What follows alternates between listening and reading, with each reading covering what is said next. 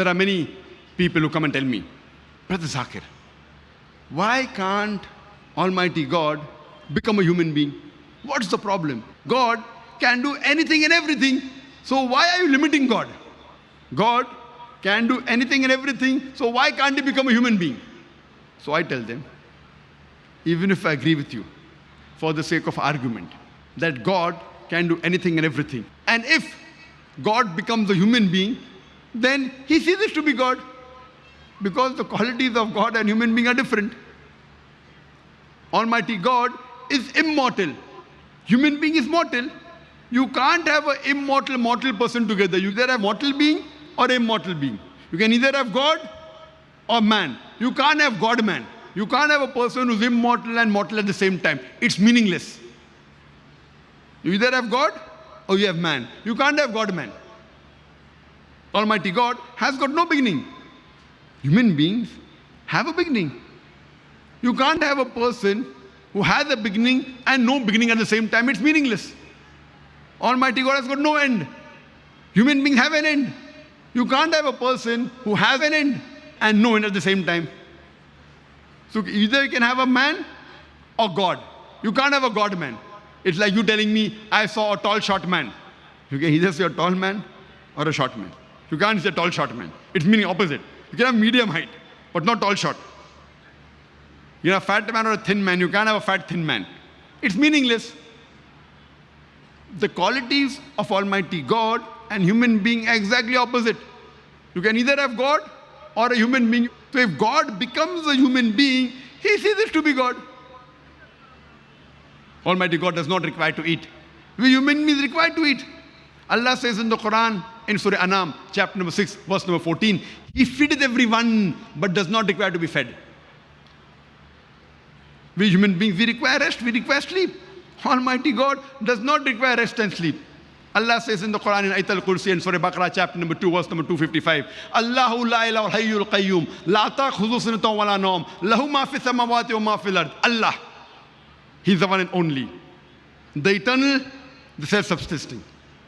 No slumber can seize him, nor does he require rest. To him belongs everything in the heavens and the earth. So Almighty God, if he becomes a human being, he ceases to be God. So what is the use of worshipping a human being like you and me? And if I agree with you that Almighty God can do anything and everything, in the same argument, if Almighty God can do anything and everything, Almighty God can even tell a lie. But to tell a lie is ungodly. The moment God tells a lie, he ceases to be God. If I agree with you for sake of argument, Almighty God can do anything and everything, Almighty God can even forget. But to forget is ungodly. Quran says in Surah Taha, chapter number 20, verse 52, Allah subhanahu wa ta'ala never forgets. The moment God forgets, he ceases to be God. If I agree with you, Almighty God can do anything and everything, Almighty God can even do injustice. But to do injustice is ungodly. Quran says in Surah Nisa, chapter 4, verse 40, Allah subhanahu wa ta'ala is never unjust in the least degree. The moment God does injustice, he ceases to be God. If God can do anything and everything, then God can even make a mistake. But to make a mistake is ungodly. Quran says in Surah Taha, chapter 20, verse 52, Allah subhanahu wa ta'ala never errs. Allah subhanahu wa ta'ala never makes a mistake. The moment Almighty God makes a mistake, he ceases to be God. That's the reason. Nowhere in the Quran is it mentioned that Allah can do everything. Nowhere. But what does the Quran say? Inna Allah ala kulli shay'in qadir. For verily, Allah has power over all things. Surah Baqarah chapter number 2 verse number 106. Surah Baqarah chapter number 2 verse number 109. Surah Baqarah chapter number 2 verse number 284. Surah Al-Imran chapter number 3 verse 29. Surah Nahl chapter number 16 verse 77. In Surah Fatir chapter number 35 verse number 1. Allah says, Inna Allah ala kulli shay'in qadir. For verily, Allah has power over all things. Allah says in Surah Buruj, chapter number 85, verse number 16, that Allah is the doer of all he intends. Whatever Allah intends, he can do.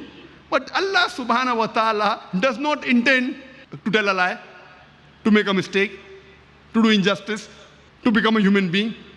Allah subhanahu wa ta'ala only intends godly things. Whatever he intends, he can do. But he intends only godly things.